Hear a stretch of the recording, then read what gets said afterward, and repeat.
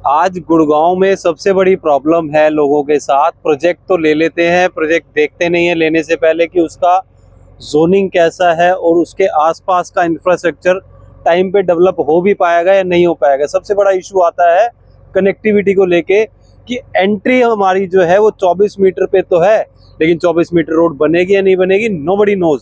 सबसे बड़ा इशू एक है कनेक्टिविटी रोड को लेके, दूसरा आता है सीवर कनेक्शन को लेके कि बहुत सारी सोसाइटीज़ में आज भी सीवर कनेक्शन अवेलेबल नहीं है इन गुड़गांव। तीसरा प्रॉब्लम आता है पानी को लेके, पानी की सप्लाई प्रॉपर नहीं है बहुत सारी सोसाइटीज़ के अंदर। और उसके अलावा जो लास्ट सबसे बड़ी प्रॉब्लम आती है रेनी सीजन में, जगह जगह आप देखते हैं पूरा का पूरा गुड़गांव एक तरीके से फ्लड आ जाता है पूरे गुड़गांव के अंदर, और ट्रैफिक जैम्स और सो मैनी प्रॉब्लम्स क्रिएट हो जाती है बारिश के सीज़न में। बट मैं इन सब का एक सॉल्यूशन आपके पास लेके आया हूँ अभी। वो है ये लोकेशन जहाँ पे मैं अभी खड़ा हूँ, ये है सेक्टर 80। मैं ऐसा क्यों कह रहा हूँ आपको सेक्टर 80 के बारे में, बिकॉज ये जो बना है, अगर मैं इजी लैंग्वेज में आपको समझाऊं तो ये बना है नोएडा के कंसेप्ट के ऊपर।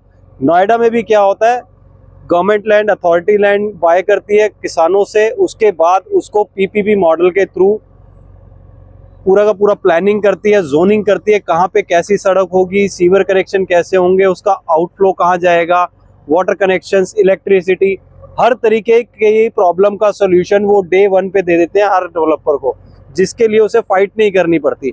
तो उसी कंसेप्ट के ऊपर ये एक अकेला सेक्टर गुड़गांव का ऐसा है, सेक्टर 80, जिसके अंदर आपको कोई भी प्रोजेक्ट लॉन्च होने से पहले यहाँ पे रोड्स ऑलरेडी बन चुकी हैं, सीवर का काम ऑलरेडी चल रहा है, हाई टेंशन वायर जो यहाँ पे काफ़ी सारी हैं उनको अंडरग्राउंड करेंगे बिल्डर या अथॉरिटी मिलके, उसके बाद ही वो यहाँ पे प्रोजेक्ट को अपना कंस्ट्रक्शन स्टार्ट कर सकते हैं या उसको लॉन्च कर सकते हैं। सो ये कुछ रिस्ट्रिक्शंस भी हैं और एडवांटेज भी है इस प्रोजेक्ट का।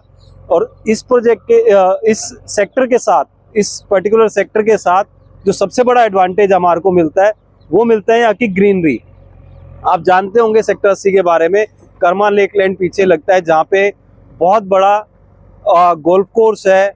सराउंडिंग अगर मैं एक तरफ, इसके दूसरी तरफ आ जाता है अरावली हिल्स आ जाता है, एक तरफ से नेशनल हाईवे लगता है। तो this particular sector is surrounded by full of greenery, low density sector है ये। कभी आपको यहाँ पे बहुत ज़्यादा जैम की प्रॉब्लम नहीं दिखेगी, कनेक्टिविटी ईजी है। तो इस तरीके की जो छोटी छोटी प्रॉब्लम, छोटी भी है, छोटी छोटी कहने को, बट एक्चुअल में जब कोई इन प्रॉब्लम्स को फेस करता है तो बहुत ज़्यादा प्रॉब्लम होती है एक्चुअल में।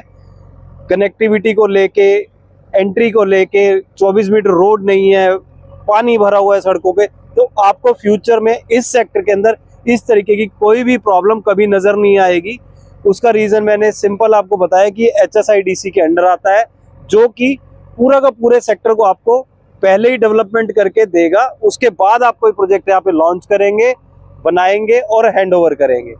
तो अगर आप इन्वेस्टमेंट करना चाहते हैं हेजल फेजल फ्री, तो ये एक ऐसा सेक्टर है जिसको आप कंसीडर कर सकते हैं अपनी इन्वेस्टमेंट या रहने के लिए भी। यहाँ पे बहुत सारे प्रोजेक्ट ऑलरेडी लॉन्च हो चुके हैं। एक पहला प्रोजेक्ट मैंने ऐसा देखा है यहाँ पे, एल्डिको, आप जानते होंगे, इन्होंने अपना प्रोजेक्ट लॉन्च किया था सेक्टर 80 के अंदर आज से कुछ टाइम पहले। आज वो प्रोडक्ट सोल्ड आउट है और रीसेल के अंदर उसकी बहुत अच्छी डिमांड है।